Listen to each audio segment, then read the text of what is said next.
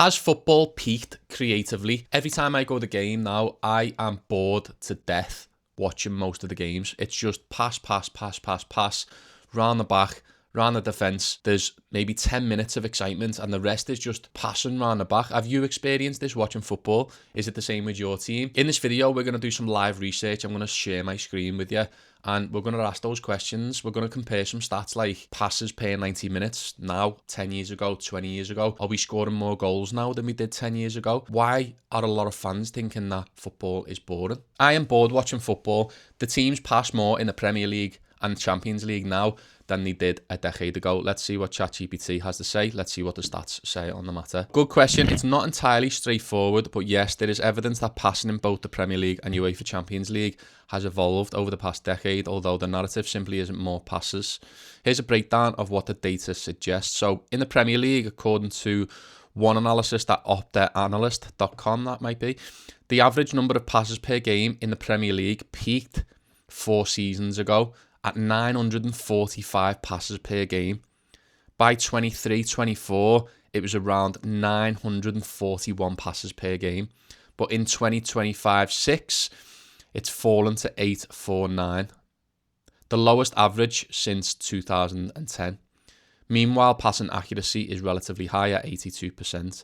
So quite a high, I think that was a high number of passes. In the earlier part of the decade, say early 2010s, teams were passing less overall than in the mid-10s, 20s. The data from 25-26 suggests a slight pullback in volume of passes. So compared to a decade ago, yes, clubs did tend to increase passing volumes and accuracy for a while, but very recently the trend is plateaued. So that doesn't really give us much information. What the data shows, a study of football matches, not specifically Premier League, reported that teams' average possession by thirds of pitch. This is from LJMU, Liverpool Uni. Defensive third, 63% of the time. Middle third, 32% of the time. And attacking third, 3.9% of the time. So just look at that data that the LJMU researchers found. This is not specifically Premier League, but this is a study of football matches in general. I'd like to see what sample size they had and where they got it from. But the defensive third holds the ball around about 63% of the time.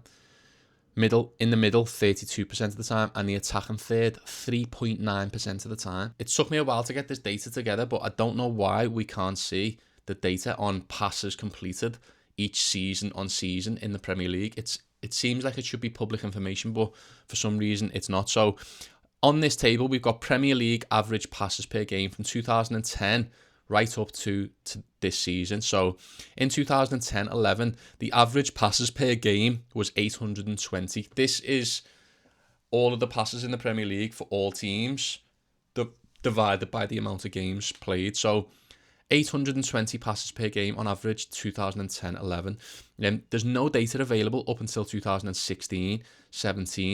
In 2016-17, it was average passes per game was 881 passes per game over the whole league. So a slight uptick in that 5 years.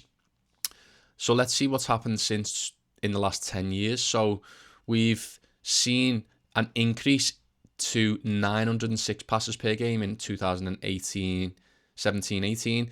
18-19, we've gone 917 passes, another slight uptick. It stayed the same, 19-20. 2021, we've seen another huge uptick, 45 more passes per game, 945 passes per game on average, and then it stayed the same. No data available for those 2 years. Stayed the same for 23-24, and 24-25 it was slightly lower. And again, this season so far it's 849. We're not even halfway through the season yet, so that is quite a high number, but we'll see what it averages out at the end of the season. But looking at that data, it's been higher than it was 10 years ago, but not by much. So looking back to what we're trying to find out, is football more boring because of more passes? Well, there is a slight uptick in pass averages in the Premier League, but it's hard to say whether that uptick is huge, and it seems to be on the decline now. In the last 2 years, it's dropped below 900 passes per game on average as well. So the data's not necessarily showing that we are passing a lot more than we used to. So why is it that a lot of fans are feeling that football is a little bit more boring? Let's check goals. This is goals scored in the Premier League from 2010 to 2024. So we've got 2010, 1,072, and then it drops down 2012 to 1,066. Around 1,060 there. It drops even lower in 2014-15 and stays around the 1,000 mark total goals scored in the Premier League, and it stays around the 1,000 mark right up until 2022-2023. That is crazy. Did we really score the same amount of goals 4 seasons in a row?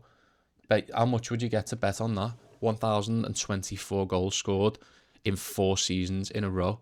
That's pretty consistent since 2010 in terms of total goals scored. But in 2023-24, so last season, we've seen a massive uptick in total goals scored to 1,246 goals scored. So more goals scored last season, both in the Champions League and the Premier League, than ever before. So we can't really look and say that creativity is dying or has really gone anywhere. But do you measure creativity by how many goals are scored? Because what if they're all tap-ins? What if they're all penalties?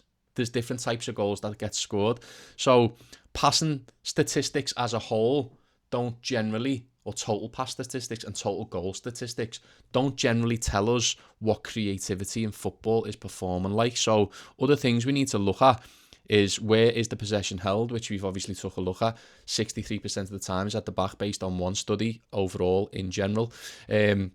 And level of talent. And this is something that I'm quite passionate about because I've said before, I grew up in the time of Ronaldinho and even Neymar, and players that had flair about them, and not just the Brazilians, mainly the Brazilians, but players that were just creative geniuses in their own right. Even centre midfielders like Kaká and even Steven Gerrard, you know, he was exciting to watch, box to box. Even Frank Lampard, midfield goal scorer. I read the other day that Rodri, the current Ballon d'Or winner, holds the record for the most passes ever completed in the Premier League, over 3,000 passes ever.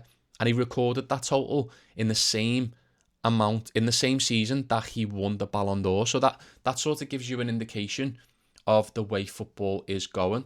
But I wonder where the creative players are, and I think it's down to the fact that systematic football is now what we're watching. We're now looking at teams pass round the back most of the time, and then 10 minutes in the game, there's a bit of excitement. But those seem to be chaos moments. They seem to be moments like set pieces or breakaway goals. Players now are preferred to fit into a system like Rodri rather than create something themselves and win games by themselves. Football now is to win games. And I know that sounds silly to say because that's what we want from our own football teams. But as a football fan, I want to see creativity on the pitch. I want to enjoy football. It's called the beautiful game for a reason. I want to see beauty in the game.